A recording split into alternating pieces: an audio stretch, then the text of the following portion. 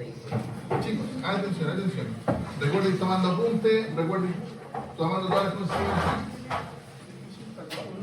Dentro de los detalles que ya hemos visto con nuestro cliente, en este caso usted con su cliente, recuerden que cada uno de ustedes en su equipo de trabajo representa una empresa de desarrollo y cada uno de ustedes tiene su cliente. ¿Ya? El cliente del supermercado, la veterinaria, el liceo, el que usted le toque. Dentro de lo que hemos trabajado, hemos visto todo lo teórico y parte práctica en el hecho de avanzar con los trabajos que tenemos en el informe consolidado que se entregaba ayer. Por lo tanto, ahora lo que vamos a hacer es unir esa parte de desarrollo a un apartado de red. Vamos a generar también la estructura, la arquitectura de red para que obviamente el sistema que ustedes están diseñando pueda funcionar en la empresa. ¿Ok? ¿Qué es lo importante en esto? Que por favor entendamos cuáles son las funciones de los equipos de red y cómo vamos a ir transando, traficando la información dentro de la empresa. ¿Ya? Cada uno de ustedes hizo un análisis de su cliente, revisó cómo funciona la industria de su cliente, revisó cómo trabaja la gente de su cliente, por lo tanto ya entiende cuánta gente trabaja, cuántos departamentos hay, qué funciones tienen, dónde están trabajando, por ende sabemos qué equipos también vamos a necesitar. ¿Ok? ¿Qué es lo importante en esto? Que entendamos cómo funciona finalmente la conexión de los equipos. ¿Ya? Y esto lo vamos a ver de una manera un poquitito amigable, ya vamos a tratar de hacerlo lo más sencillo posible, y para esto vamos a ver una pequeña historia. Resulta que vamos a tener un amiguito. ¿Qué nombre le ponemos al amiguito? Pedro. Rufo. Bicho. ¿Anda? Vicente. Cinco paquetes. Vamos a revisar. Entonces, Pedro y Manolo. Tenemos acá a nuestro amigo Manolo. ¿Qué pasó con Manolo? Resulta que Manolo, navegando en internet, ahí conociendo distintas aplicaciones, viendo perfiles, se nos enamoró. El problema es que Manolo se enamoró ya de, obviamente, esta chica. ¿Cómo le ponemos a la chica? Julieta. Tenemos a Manolo entonces enamorado de Julieta. ¿Ya? Estuvieron conversando, estuvieron hablando, estuvieron ahí enamorándose, pero lamentablemente Manolo vive allá en el sur, súper lejos, El otro y Perú. Julieta vive en el norte, por allá en Antofagasta, en Arica, vive súper lejos. ¿Qué es lo que pasa? Manolo estaba sumamente enamorado de Julieta y llegó el 14 de febrero. ¿Qué pasó acá? Manolo fue para allá. Manolo obviamente tenía ganas de estar con Julieta y quería ir a verla. Pero resulta que Manolo, como estaba chiquitito, recién creciendo, no tenía idea cómo llegar hasta donde estaba Julieta. No sabe cómo llegar. No tiene auto, no tiene nada. Recién tiene 17. Está chiquitito, está chiquitito. Justamente esa fue la idea que tuvo Manolo. Manolo dijo, voy a ir en bus. Entonces dijo, tengo penita, pero se me ocurrió una idea.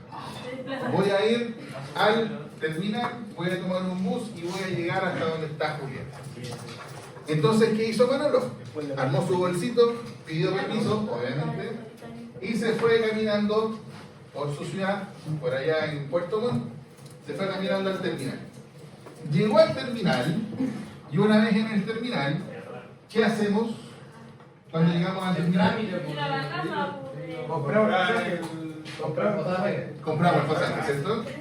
Resulta que él se fue y le fue a preguntar a la señora del terminal, le preguntó cómo lo hacía para llegar a Arica.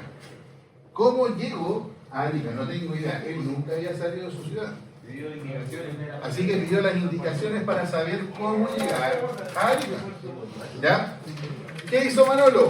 Compró el pasaje y la señora le dijo, para irte a Arica toma este pasaje y ándate al bus naranjo. Entonces, había en el terminal varios buses, había un bus naranjo, Manolo fue, se subió al bus naranjo, y cuando llegó el momento de iniciar, entonces Manolo lo que hizo, se fue en el viaje. Viajó un día entero, viajó una noche entera, viajó además por todas las carreteras que podamos imaginar, pasó por puentes, subió por todos lados, viajó todo este tiempo, silencio, para llegar finalmente a Arica. No, llegó a Arica, llegó a la ciudad y finalmente pudo estar con Julieta ese día y pudieron estar juntitos. Ahora, ¿Cómo se devuelve? ¿qué pasó? Estuvo ahí, se quedó allá y de repente, silencio, de repente alguien en Puerto Montt se acordó que Juanito no había dado ninguna señal. Entonces, ¿qué pasó? La mamá de Juanito se preocupó, no sabía qué había pasado con Juanito, entonces ¿qué hizo? Lo llamó. Sí, pues le pidió permiso, pero no le avisó que había llegado. Entonces lo llamó y le dijo, Juanito, ¿qué pasó? Sí, estamos bien, mamá, ya llegué. Estamos ok, estamos claros. ¿Cuál es el tema acá? Juanito le avisó que había llegado y la mamá se quedó tranquila, obviamente, con esta situación. Y Juanito pudo estar tranquilo con Julieta el 14 de febrero. ¿No era Manolo? Oye, ¿y qué dije recién? Juanito. Ah, perdón, Manolo. ¡Lo engañó! Ahora, dentro de la historia, ya tenemos a Manolo, tenemos a Julieta, tenemos a la mamá. ¿Qué elementos podemos identificar? Supongamos que tenemos acá todos los elementos, ¿cierto?, que están interactuando en la historia. Tenemos a Manolo, tenemos a Julieta, tenemos a la mamá, a la señora que le vendió el pasaje, tenemos el bus, tenemos el celular, el terminal, tenemos todos estos elementos. ¿Qué hizo Manolo? ¿Se endeudó? ¿Qué hizo Manolo? No, en la historia, desde el principio. ¿Qué hizo Manolo? Ya pidió permiso a su mamá y se fue a ver a Julieta, ¿cierto? Vio cómo llegar, cómo viajar y llegar a Arica. Eso fue lo que hizo Manolo. ¿Qué hizo la persona del terminal que le vendió el pasaje? Le indicó cómo llegar, ¿cierto?, a Arica. Le dijo, oye, toma algún naranja, aquí está el pasaje, vas a llegar aquí, ¿cierto? ¿Qué función cumplió el bus naranjo? Lo llevó a Arica, ¿cierto? Llevó a Manolo y le permitió llegar donde estaba Julieta. ¿Qué creen ustedes ahora que cumple como función el terminal? El destino de llegar y el lugar de salida. Lugar de salida, exacto. O sea, son los puntos terminales, los espacios. ¿Qué es lo que pasa con esto? Esta historia nos permite poder extrapolar estos puntos, estos mismos elementos, y compararlos con los elementos que normalmente tenemos en una red. En una red tenemos routers, tenemos puntos de multiplicación, un switch, tenemos cables LAN, tenemos cables de fibra óptica, tenemos equipos, computadores, tenemos puntos de acceso, correcto, Wi-Fi. ¿Y qué es lo que pasa acá? Los mismos elementos que vimos en la historia, con Julieta, con Manolo, con el terminal, con el bus, los tenemos también en las redes. Y aquí es donde tenemos que tener mucho ojo con la función que tienen los equipos que tenemos en la red. ¿Ya? ¿Qué función tuvo esta señora, dijimos? Le dio las indicaciones para llegar al destino, ¿cierto? En las redes, eso lo hace el router. ¿Ya? El router, acuérdense siempre de que el router da las rutas. ¿Ya?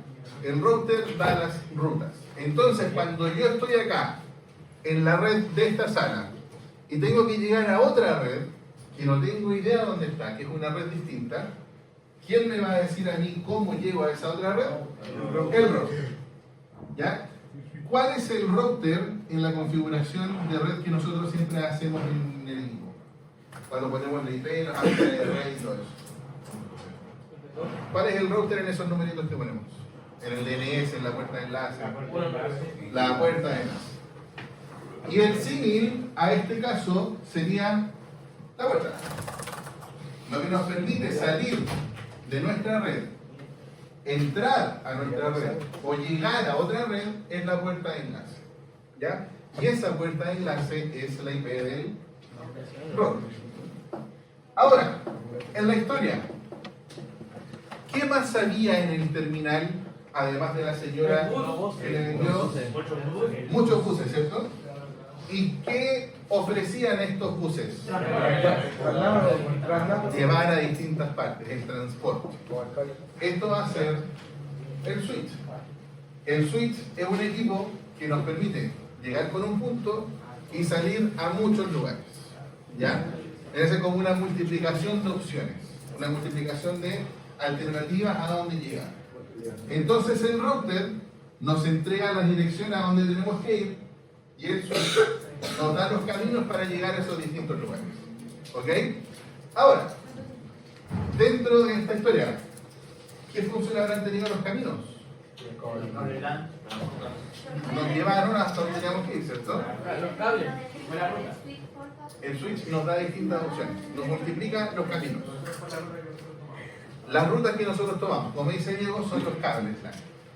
¿Cuál es la diferencia?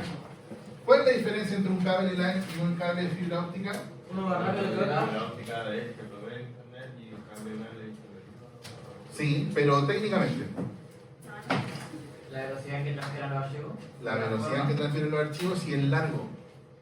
¿Ya? En un cable LAN normal tenemos por las propiedades propias, o sea, por ejemplo, las propiedades específicas del cable, que es un cable de cobre, un cable común, tenemos un máximo teórico de unos 80-90 metros de funcionalidad.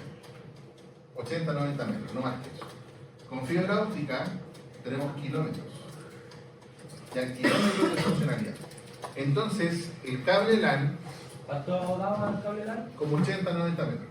El cable LAN nos va a entregar una carretera cortita a un tráfico normal, que sería como lo que hizo Manuel para llegar desde su casa al terminal. Ya una ruta pequeña.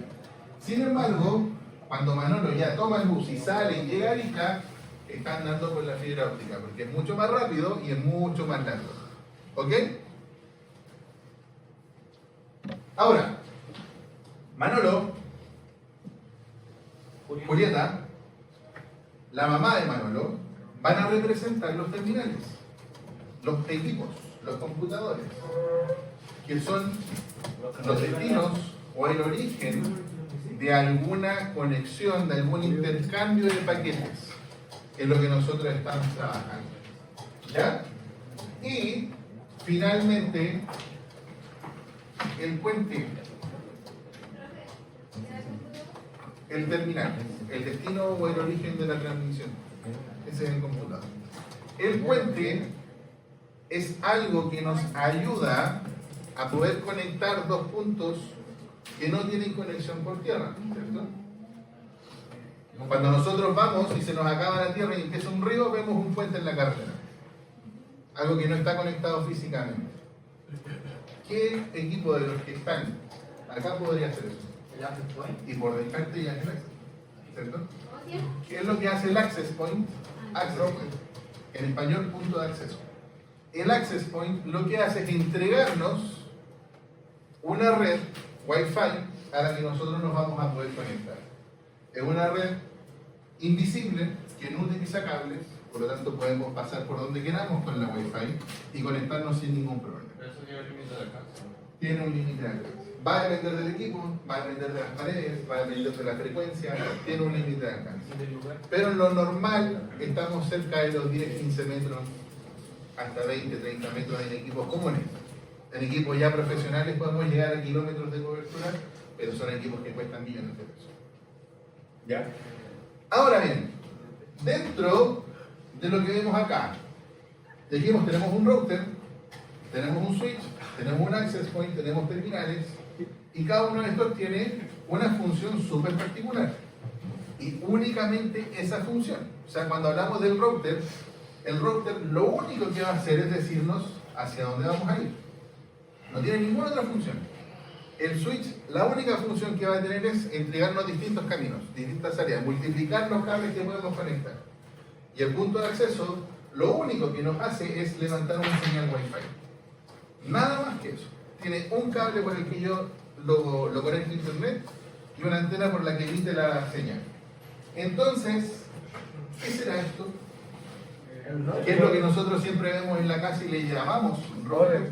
El Wi-Fi es como un access point. Ya, es un access point, pero ¿qué más es? Es un router.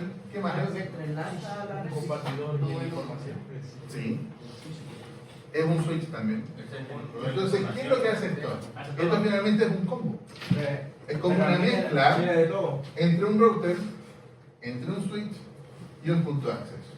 Porque si se dan cuenta, dime, ¿Cómo se llama entonces el otro? ¿ese? Se llama router, bueno. Pero porque convencionalmente se le puso router. Porque comercialmente se le puso router. Si ustedes se dan cuenta, y siempre cuando configura esto se ve que atrás tiene un puerto que dice WAN, ¿cierto? Y los otros que dicen LAN.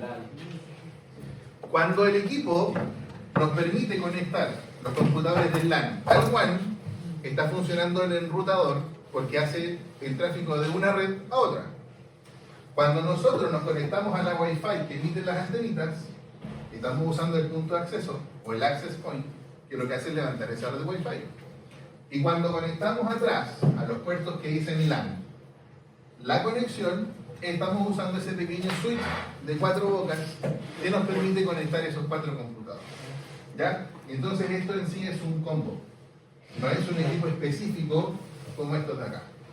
Este equipo lo podemos encontrar en cualquier lado por 15.000 pesos, 20.000 pesos sin ningún problema. Hablar de un router ya hablamos de 1,5 millones, 2 millones, 4 millones acá. Porque son equipos que tienen una función demasiado particular. ¿Ya? Única. Y que además es un equipo que está hecho para alta demanda. O sea, en este caso, nosotros vamos a conectar ¿qué? 15 cosas en la casa, no más que eso. Quizá un poquito más, pero cerca de las 15, 20. Acá ya estamos hablando de millones de conexiones. Entonces, el rendimiento, exacto, mismo nivel empresarial. Entonces el rendimiento tiene que ser muy distinto. Ahora, ¿cómo supo la señora que le vendió el pasaje a Manolo? ¿Cierto? Le entregó el pasaje. ¿Cómo supo el personaje del bus que Manolo era realmente Manolo? Por el ticket, ¿no? Porque Manolo le entregó sus datos. Dio los datos. ¿Qué datos? Datos personales. ya sea ¿Cómo el qué? El carnet. El RUT, el carnet. ¿Qué es eso? Nuestra identificación. ¿Cierto? Por lo tanto, necesitamos también una identificación para poder establecer una conexión. Y en la red, exacto. Eso es la IP. La IP que nosotros manejamos en los computadores es la que nos permite finalmente tener la conexión y habilitar nuestros equipos para que se conecten a la red de la empresa en la que nosotros estamos. ¿Ok? Ahora, esto solo a modo de introducción. Esto lo van a ver después ustedes cuando estén estudiando en educación superior. Pero es importante que sepan que esto existe. Las IPs tienen muchísima variedad. ¿Ya? Nosotros acá usamos la IP más básica, que es la IP clase C, que es la clásica 192.168. Esa IP es una IP clase C que nos permite conectar solo 255 direcciones IP, porque la última porción de la IP la utiliza para los equipos. 255 direcciones. ¿Qué es lo que pasa acá? La IP está formada de 4 octetos. 192.168.0.1. Esos 4 octetos nos permiten determinar cuántos equipos vamos a poder conectar a una red. En el caso de la clase C, como les comentaba, que es la normal de la 192.168, nos permite conectar 255 direcciones. Que en equipo eso se traduce en 253 solamente. Cuando cambiamos, supongamos, acá en el liceo, por ejemplo, 255, 250, 240 direcciones es extremadamente poco. Pensemos que tenemos 4 laboratorios completos, más los 3 laboratorios que están en enlace, administración y contabilidad. Solo en eso ya tenemos casi 300 IP, más los puntos de acceso que están repartidos. Entonces, ¿qué es lo que tuvimos que hacer nosotros como administradores de red? Decirle a nuestro sostenedor, oye, la IP clase C no nos sirve, necesitamos una IP clase B. ¿Qué es lo que hace la clase B? Nos multiplica la porción de host a 2 octetos. Por lo tanto, ya no podemos conectar un máximo de 250, sino que aquí ya multiplicamos 250 por 250, que nos da cerca de 64.000 conexiones. Por lo tanto, aquí ya multiplicamos muchas veces la cantidad de equipos que tenemos conectados. Y llegando a la clase A, llegamos a millones de conexiones. ¿Ok? ¿Cuánto era la clase B? Cerca de 64.000 paredes. 255 por 255. 255 al cuadrado. 255, 255 al cuadrado, 255 al cubo. Dentro de estas direcciones IP, lo que nosotros obviamente obtenemos, como dijimos, es la identificación de nuestro equipo, ¿cierto? Es nuestro root en la red, nuestra identificación para podernos coordinar. Entonces, ¿qué es lo que nosotros ahora vamos a tener que hacer?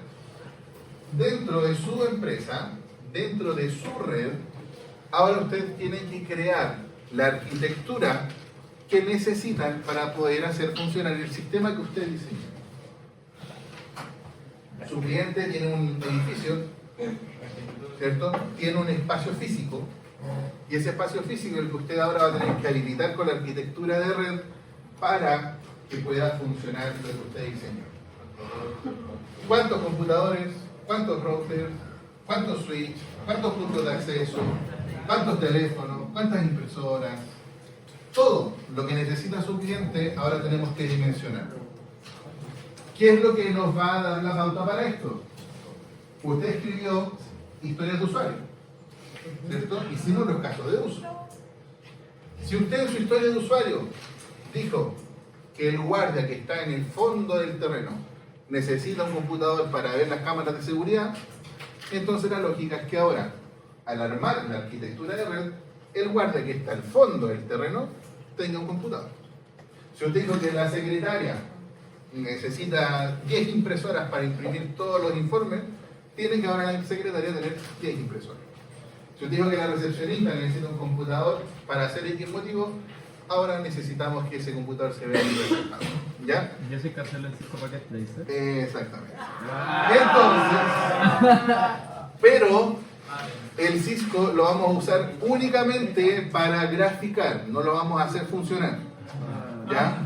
¿Por qué no lo vamos a hacer funcionar? ¿Cómo nos conectan los cables Cisco?